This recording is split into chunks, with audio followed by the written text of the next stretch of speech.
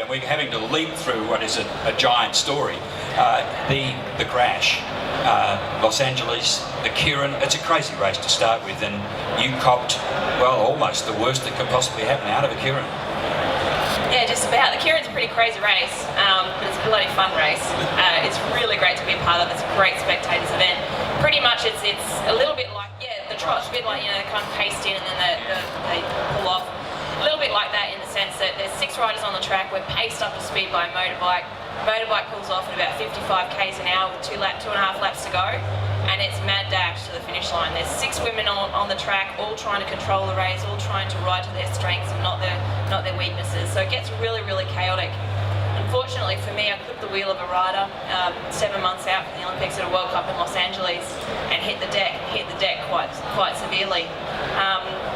I don't remember a lot of the fall. I remember thinking that I was going to fall, and that the 14-hour flight home in economy was really going to suck, because you get really stiff after you hit the deck. But yeah, crashes happen all the time, and the way that I fell in Los Angeles, that sort of thing happens all the time. Never did I think that I would end up in a hospital being told that I'd fractured my C2 vertebra, I'd broken my neck ultimately, and would require 10 weeks in a neck brace. And that sort of news really does kind of instill fear, it instills doubt, and I really felt like my world had just kind of been turned upside down, because for the past 3.5 years I'd been preparing and training since Athens to go to Beijing. Unfortunately, the time trial which I won in Athens was removed, so I only had one event. All my eggs were in one basket, and now I didn't even have a basket. But my head, even though it was very difficult to get around and understand and emotionally control the situation, I was just more focused on Beijing. I was like, well, 7 months to Beijing, 10 weeks in a neck brace, leaves me 4.5 months of some sort of, I could work for 4.5 months to still be in condition to be in contention in Beijing, and that's what my mind was focused on. It wasn't focused on, I'm scared to get back on the bike, which it was. It wasn't focused on, will I qualify, which it was. It was all Beijing, and I had a great support network that did a lot of the worrying for me so that I could focus on what I needed to do to get there. The rehabilitation was relentless, it was ruthless. I cried 2 or 3 times a day just to get through it. Physically, emotionally, mentally, it was incredibly draining. But what was at the end of it was worth it for me, and that's what really pushed me through to try and achieve it. Ended up getting there and winning silver behind Vicky Pendleton, which significant not for just what I went through, but significant because it would become the only medal won by any Australian cyclist in any discipline at those games, so very important. In some ways that silver probably stands for you as up there with any gold that you have got or may get. Yeah, most definitely. Sometimes, for me, the most important result in my career isn't the one where I get to stand on the podium on top. It's measured by what I went through to get there. Well, you raised the name first, Victoria Pendleton. It became, as many of you will know, being interested in cycling of all kinds, it became a kind of media saga as well as a track saga. We'll only have time to touch on it today, but just take us through perhaps the best bit for us is not the rubbish headlines, but how you devised a plan. What was it called? It was called the Know Your Enemy, Know Thine Enemy strategy. Take us through that. Victoria is the enemy. What was your attack? Well, my coach was looking for a way to really kind of engage me to overcome issues that I had with racing Victoria and bring that emotion out of it. And the way that we did that was we broke Vicky down to stats. We broke Vicky down to numbers, really. So I was no longer dealing with Victoria Pendleton, who I had this history with. I was dealing with a rider who did this, who 90% of the time did this, 50% of the time did that. And I was able to really structure how I raced Victoria off of those stats rather than off of the experience I'd had with her in the past. And it was quite instrumental in me being able to overcome that and be competitive against her.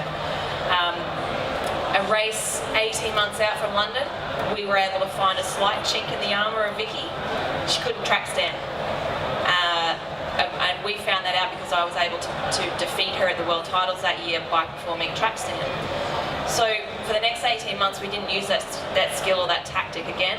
We further developed it in training on a daily basis, but we started to practice plan B, C, D and E against Vicky at races around the world in case I couldn't pull off plan A, but I had to be so prepared to perform that track stand off of no practice at competition. So talk about performance under pressure. I'd been given the first win in London against Vicky. I didn't actually cross the line first. I was given the win off of a relegation. And then I had to force Vicky to the front using the track stand. A lot of people ask me, why is a sprint called a sprint when you go so slow? It's because you have to win the sprint, you have to win about 12 different races against 6 different girls. It's a management of fatigue, it's management of tactics, all that sort of stuff. Tactics, for me, if I can explain it in the form of a car, between Victoria and I have gears 1 through 5, Vicky has gears 2 through 6. So the slower the race, the better it suited me because my acceleration is much better. The faster the race, the better it suited Vicky because the top end speed is much better than mine.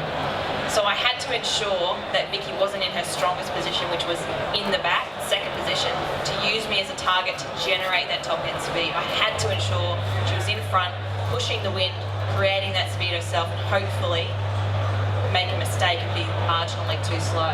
And that's what happened. I should not have won by bike length. We were only 0.08 of a second difference in straight line speed. But how we get to speed is what differentiates it. And by exploiting that and controlling the race in that way, I was able to be successful. We're going to sneak into supplementary because this was a fascinating moment. It's only minutes in your life, but it represented a massive pinnacle, didn't it? One of the other things that you found through Know Thine Enemy was she wasn't so good at looking back. Yeah, it's a difficult skill on the track to ride forward whilst looking backwards at your opponent so that you can be able to see and make decisions on what your action needs to be. Because she was so good at being in the back position, all of her opponents let her ride there. So she didn't actually practice enough being in the front and looking back.